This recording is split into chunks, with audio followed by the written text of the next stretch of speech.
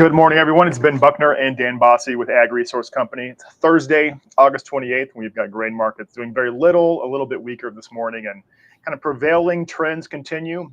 We've got a pretty weak demand for soybeans, zero demand from China. Corn and wheat export sales very good. It also is raining a little bit in northern Illinois and northern Indiana this morning. So it's more of the same, I think, from my end, Dan, looking at geopolitics, which are not terribly bullish. And then looking at the last of the growing season weather-wise, and of course the wheat market telling us that demand globally not very good. At what price do we change that? So I will let you break it down with what you see this morning.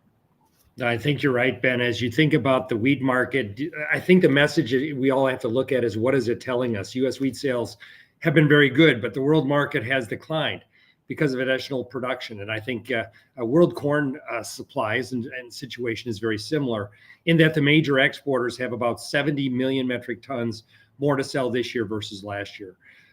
Coming up, however, though, we have Russia and China, along with even India and a host of other countries, about 26, getting together in northern China for a summit to talk about reviving, of course, trade and economics.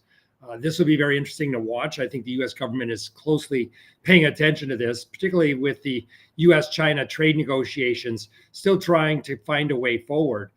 The Chinese are not showing any interest in terms of U.S. soybean purchases. I think more and more we need to think about it as their leverage in the upcoming talks. And so another week goes by as we get into the middle of September. Chinese absence in the U.S. soybean market becomes more important because we need about 5 or 6 weeks for China to buy beans, to nominate a vessel, to do phytosanitary checks, get documentation, credit, everything in order, and that's just not happening. So I think here as we head into September to Labor Day weekend and first notice day against September futures, all of this starts to play importantly as we come back from that holiday. Also looking in terms of where we are this morning, U.S. export sales were relatively good. Another 21 million bushels of wheat, 82 million bushels of new crop corn, 7 million bushels canceled in old crop beans, but 50 million bushels of new crop. And so when we look at this, it was another good week. But again, dominated by Mexico, buying over 600,000 tons of corn, dominated in wheat by really Southeast Asia. Pakistan was the big buyers of soybeans. Pakistan is not a customer that's going to regularly buy U.S. beans. So again, I worry about what's coming as a lot of these countries have looked towards opportunity nearby. As we look at Stats Canada this morning, we did get some supportive numbers. The wheat number came out at 35.5 million metric tons. Spring wheat being 25.99 or 26, let's round it up. Canola production 19.9. Again, remember these are satellite estimates from Canada. They are not on the ground assessments. Those will come later. We always mention that Canada becomes very conservative in its first crop estimates. I would say that these are conservative numbers. We think ultimately Canadian canola production expands over 20.5 million metric tons. Wheat gets closer to 36, but nonetheless, Canada still has an abundance of grain along with North America. And as China's buying Australian canola, another 3 cargoes, this rings, of course, in terms of having difficulties of sustaining rallies. So again, production numbers in Canada were near expectations. I don't think it has any resonance in the market in terms of longer term, but the Canadians are embarking upon harvest here.